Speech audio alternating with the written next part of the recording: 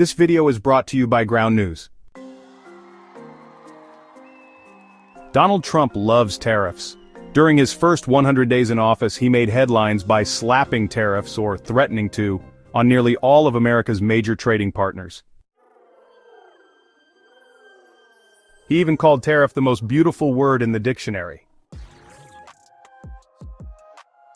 But now, things are changing.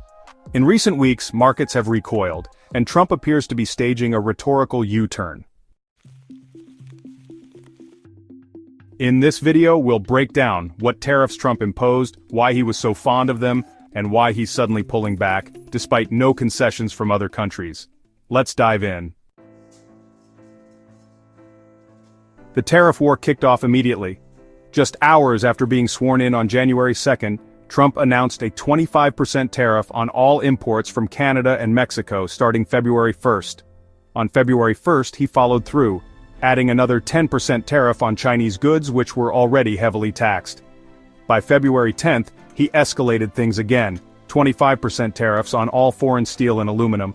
Then March 4th, another 10% on all Chinese imports.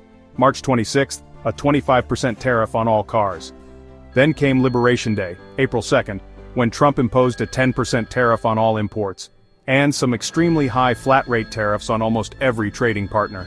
These were reportedly calculated by dividing each country's trade deficit with the US by its total exports, then having that number, if Trump felt like it.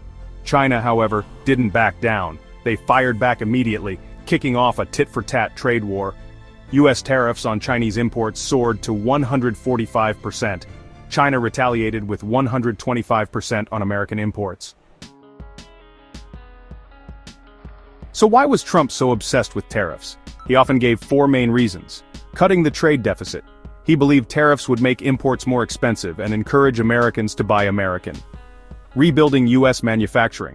By protecting local industries, he hoped to make the U.S. more self-reliant and boost national security, generating revenue.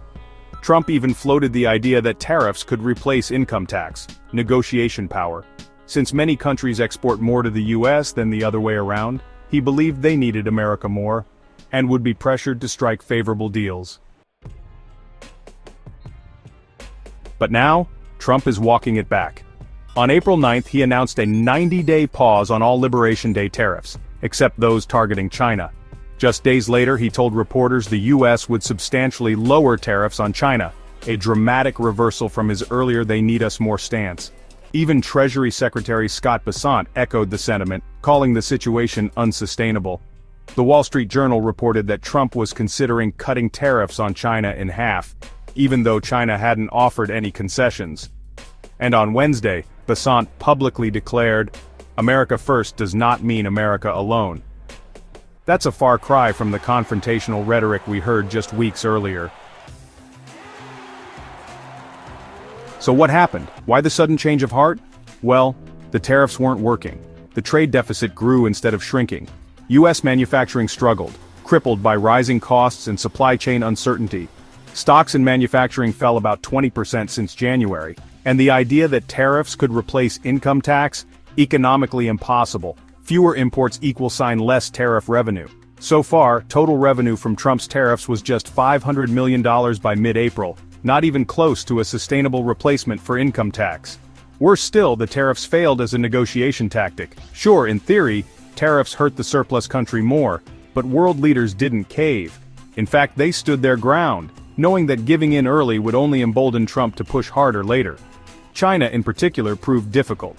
And American consumers? They really like cheap Chinese electronics.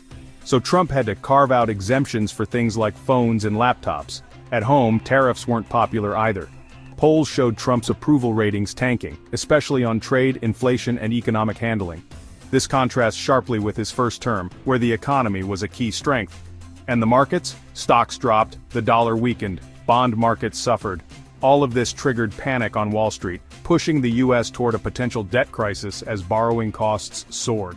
So with markets in revolt and his base uneasy, Trump's rhetorical U-turn on tariffs makes a lot more sense. So will Trump fully abandon tariffs? Or is this just a temporary pause? Only time will tell. But one thing's for sure. The economic and political cost of his tariff war has forced a rethink. Thanks for watching. If you found this breakdown helpful, subscribe and tap the notification bell so you never miss a deep dive like this.